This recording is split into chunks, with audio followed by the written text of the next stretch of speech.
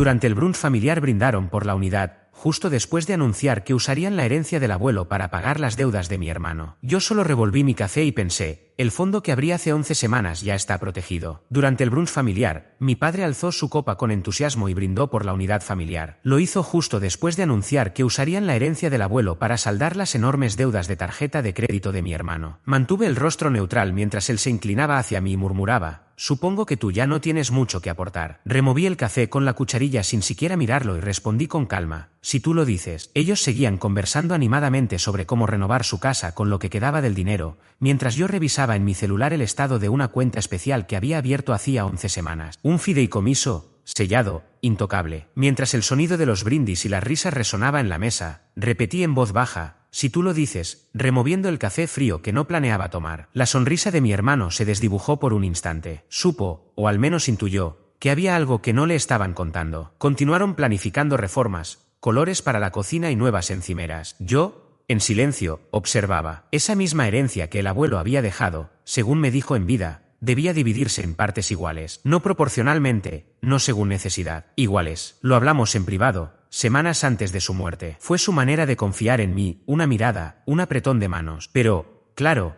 mis padres y mi hermano tenían otra idea de lo que justicia significaba. Después de que el abuelo falleció, me mantuve al margen. Pensé que el duelo nos uniría, como en las películas. Pero lo que recibí fue silencio. Ninguna llamada, ninguna actualización. Solo un mensaje grupal de mi madre: nosotros nos ocupamos del testamento. No te preocupes. Debería haberme preocupado. Mientras yo pasaba tardes clasificando medallas de guerra y encendiendo velas en su honor, ellos ya se reunían con abogados. No para formalizar el reparto, sino para modificar la estructura del testamento. Me enteré porque llamé directamente al abogado del abuelo, un hombre discreto de apellido Gálvez. Al decirle mi nombre, hubo una pausa que ya me decía todo. Han hecho algunos movimientos, dijo con cautela. ¿La mitad?, pregunté, ya con un nudo en el estómago. Bueno, es más complicado que eso. Claro que lo era. Mis padres habían solicitado una enmienda, una cláusula de necesidad, alegando que el testamento original no respondía a la realidad económica actual, la de Luis, mi hermano. Justificaron que yo no necesitaba el dinero de la misma forma. Luis, que había sobrepasado el límite de 5 tarjetas de crédito. Luis, que pidió prestados $18.000 a un amigo y luego desapareció. Luis, que intentó invertir en NFTs y perdió una tercera parte del dinero del abuelo antes de que siquiera se hiciera la lectura del testamento. Cuando encaré a mi madre, su única respuesta fue: tu hermano está atravesando muchas cosas. Siempre está en medio de algún desastre, respondí. Pero tú estás bien. Ni siquiera tienes hipoteca, dijo, como si eso invalidara mi lugar. Porque yo ahorré, porque planeé, porque no aposté mi vida a estafas digitales ni promesas vacías, contesté. Esa misma semana me senté con un abogado independiente. Le mostré los documentos que el abuelo y yo habíamos preparado 6 meses antes de su muerte. Todo por escrito, reparto igualitario. El abogado los leyó y luego me miró fijamente. Si transfirieron fondos antes de que se cerrara el proceso de sucesión, estamos hablando de una falta grave, dijo. Y yo tenía pruebas. 3 semanas antes de la validación oficial del testamento, Luis había retirado casi $29.000 de la cuenta personal del abuelo. Una transacción decía honorarios de consultoría. La otra, reembolso Luis C. Solo el abuelo y mi madre tenían acceso a esa cuenta. Eso significaba que ella o lo autorizó o lo ignoró. Imprimí cada estado de cuenta, los guardé en una carpeta, los firmé ante notario y presenté un informe confidencial ante el Tribunal de Sucesiones. Y aún así, guardé silencio. Actué como el hijo obediente. Asistí a los almuerzos, agradecí las obras que me daban, incluso ayudé a Luis a elegir cerámicas para su nueva cocina. Esa misma que pretendían pagar con mi parte de la herencia. Hasta que llegó otro domingo, en el jardín, rodeados de lilas y sonrisas forzadas. Papá levantó su mimosa y volvió a brindar, por la unidad familiar, por estar siempre ahí el uno para el otro. Yo sonreí. Fue entonces cuando Luis se inclinó y susurró: supongo que ya no tienes mucho que dar. Casi me río en su cara. No solo por la ironía, sino porque mi parte ya estaba segura, fuera de su alcance,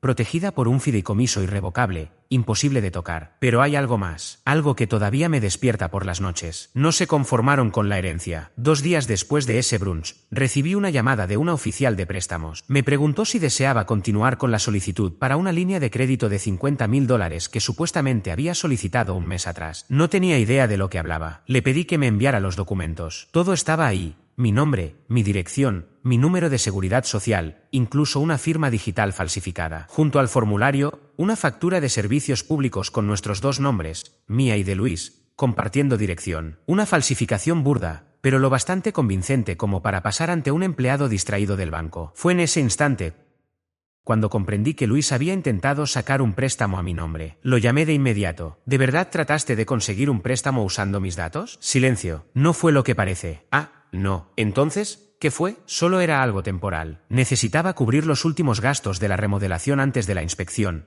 pero no tenía el crédito suficiente, así que usaron el mío. Tú tienes mejor historial, fue lo que me dijeron. Me prometieron que lo devolverían pronto. Colgué sin decir más. Un minuto después, volvió a sonar el teléfono. Era mamá. Cariño, comenzó, con ese tono manipulador que usa cuando quiere justificar lo injustificable. Luis me contó lo que pasó. Sé que parece grave, pero estaba desesperado. ¿Sabes lo estresado que ha estado últimamente? No lo hizo con mala intención. ¿Tú lo sabías? Bueno, no fue idea mía. Pero lo permitiste, interrumpí. Silencio. Y entonces, como si no acabara de admitir que encubrió un fraude en mi contra, añadió. ¿Por qué estás siendo tan difícil? Tú ya tienes mucho. Y ahí fue cuando se rompió lo último que me quedaba de paciencia. Porque, aunque no quería admitirlo, tenía razón. Sí tenía algo. No solo ahorros, no solo documentos. Tenía algo más valioso. Tenía poder, y por primera vez, estaba dispuesto a usarlo. 3 semanas después, me presenté en la cena que Luis organizó como si nada. Según él, era una celebración por haber terminado al fin la remodelación de la casa, financiada con lo que quedaba de la herencia de nuestro abuelo. Mamá preparó su famoso asado, y papá ya estaba instalado en su sitio habitual, copa de vino en mano como si fuera dueño de una finca romana. La mesa relucía, las encimeras nuevas de granito brillaban tras ellos. Luis se había hecho un nuevo corte de cabello y tenía esa expresión de superioridad que siempre mostraba cuando creía haber salido ganando. Me senté tranquilo, sin mostrar emoción. Esperé. Guardé silencio hasta el postre. Este pastel de chocolate está excelente, dije mientras empujaba el plato. Casi compensa el delito que cometiste. El ambiente se tensó de golpe. El tenedor de mamá cayó al plato. Luis parpadeó, desconcertado. Papá dejó la copa en el aire. ¿Qué dijiste? Preguntó con voz grave. Dije, repetí, mientras colocaba una carpeta sobre la mesa, que esto casi compensa el uso indebido de mi identidad y la interferencia con bienes del Estado. No entiendo. Luis intentó reír, nervioso. ¿De qué hablas? Del préstamo que solicitaste a mi nombre. De la factura falsa que usaste como comprobante de domicilio. De los $29,000 que sacaste de la cuenta personal del abuelo antes de que se cerrara la sucesión. Y de cómo mamá y papá lo encubrieron. No, empezó mamá, con la voz temblando. Esto es un malentendido. Abrí la carpeta y señalé los documentos. Aquí está la solicitud del préstamo. Aquí el informe de falsificación emitido por el Departamento de Fraudes del banco. Aquí la declaración notariada del señor Gálvez, abogado del abuelo. Y aquí, dije mientras les deslizaba una copia impresa de un correo, la respuesta del juez de sucesión, confirmando que las modificaciones que hicieron fueron ilegales. Luis empalideció. Le empezó a sudar la frente. Papá dejó su copa en la mesa, con una lentitud nada habitual. Podría ir a la policía, continué. Estarías enfrentando cargos por uso no autorizado de información personal, fraude electrónico y malversación de fondos de una herencia. Las consecuencias podrían ser graves si esto llegara a investigarse formalmente. ¿Estás hablando en serio?, susurró Luis. No lo he hecho todavía porque quiero darte un último regalo, respondí con calma. Mi silencio, a cambio del tuyo. Me levanté lentamente de la silla. Vas a firmar una renuncia legal, en la que cedes cualquier reclamo futuro sobre la herencia del abuelo. Vas a devolver lo que queda de ese dinero. Y ustedes, dije mirando a mis padres, emitirán una declaración escrita reconociendo su complicidad en esta situación. ¿Y si nos negamos?, preguntó papá. Entonces dejamos que lo decidan los tribunales. Sonreí. Y también los medios, la asociación de vecinos, tus amigos del club de golf. Todo ese círculo perfecto que tanto se esfuerzan por mantener. Mamá se llevó la mano a la boca. ¿No lo harías? ¿Tú crees que me importa?, estallé. ¿Tú crees que quiero proteger el honor familiar después de que permitieron que su hijo me robara por segunda vez y encima me culparan por no quedarme callado? Por favor, dijo mamá, con lágrimas en los ojos. No sabíamos que era tan grave. Solo queríamos ayudarlo. No, corregí. Querían ocultarlo. Querían proteger a Luis, cueste lo que cueste, incluso si eso significaba dejarme a mí de lado. Papá suspiró. Su voz sonaba cansada. Ya has dejado claro tu punto, pero seguimos siendo familia. ¿Vas a destruir eso por dinero? No se trata de dinero, le respondí mirándolo fijamente. Se trata de respeto, de dignidad, de no ser tratado como un cajero automático con corazón. Luis se levantó de golpe, enfurecido. Lo que pasa es que estás resentido, porque me quedé con la casa, porque el abuelo me prefería, porque tienes una vida gris y un trabajo mediocre. Saqué el teléfono, reproduje un audio. Era una grabación de una llamada anterior con él. En ella, se le oía reír mientras decía que le sacaría unos cuantos miles al abuelo antes de que estire la pata. Silencio total. Luis abrió la boca, luego la cerró. Te sugiero, le dije con tono bajo, que llames a tu abogado mañana a primera hora, porque esto fue mi versión amable. Me fui sin mirar atrás. Los dejé ahí, descompuestos, mudos, destruidos. Al día siguiente, papá me llamó. Firmaremos, dijo, sin rabia. ¿Solo derrota? Pero no tenías que hacer esto. No, respondí. Ustedes no tenían que hacerlo. Han pasado 3 meses desde que di ese giro. Desde que dejé esa mesa y sus rostros desconcertados. Desde que dejé de ser el que arreglaba todo, el que daba, el que obedecía. Y el silencio ha sido glorioso. Sin llamadas por cumpleaños. Sin mensajes fingidos. Sin reproches enmascarados. Solo algún que otro correo del nuevo abogado,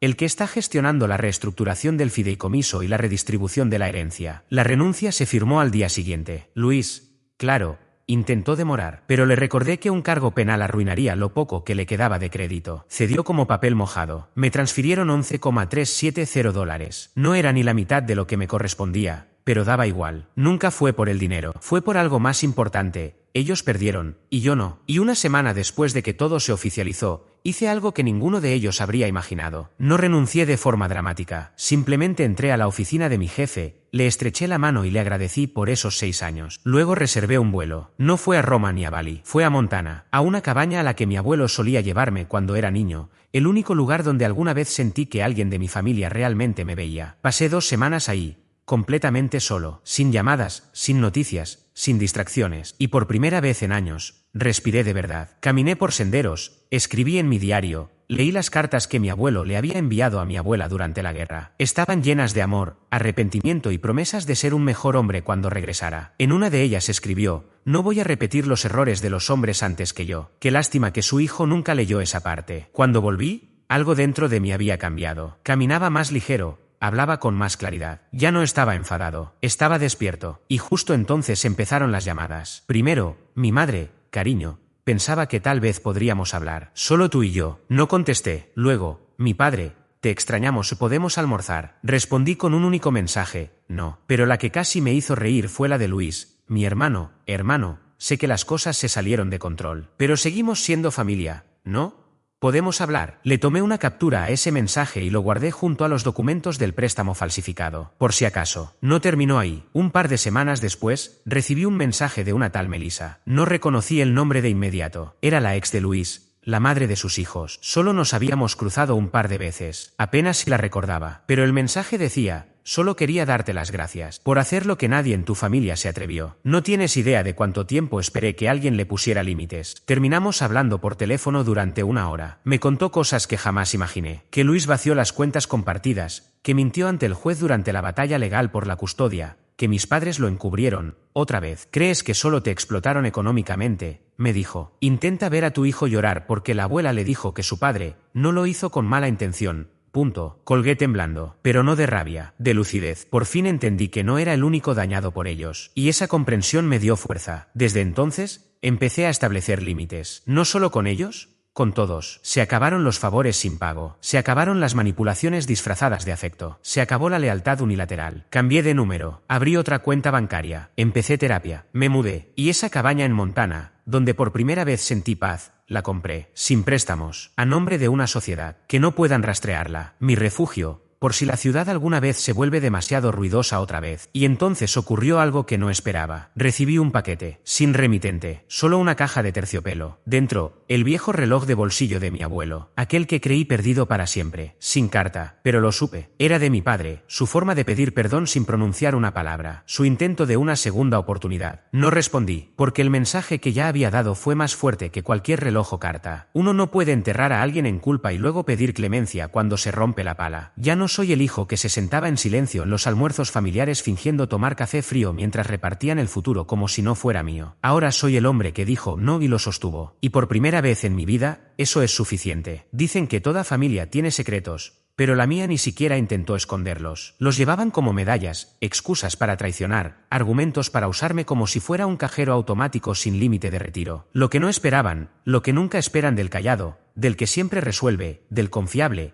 es que yo despertara. Y no solo que me alejara, sino que lo hiciera para siempre, y sin mirar atrás. Porque, al final, La traición más grande no fue que Luis falsificara mi firma, ni que mis padres desviaran el dinero que dejó el abuelo, ni siquiera que alguien presentara una factura falsa para conseguir un préstamo a mi nombre. La herida real fue darme cuenta de que nunca me amaron por lo que era, solo por lo que podía darles. Y esa revelación me rompió más que todo lo anterior, porque pasé años esforzándome, convencido de que algún día lo entenderían, que algún día me agradecerían, que algún día dejarían de pedir y simplemente dirían, tú importas.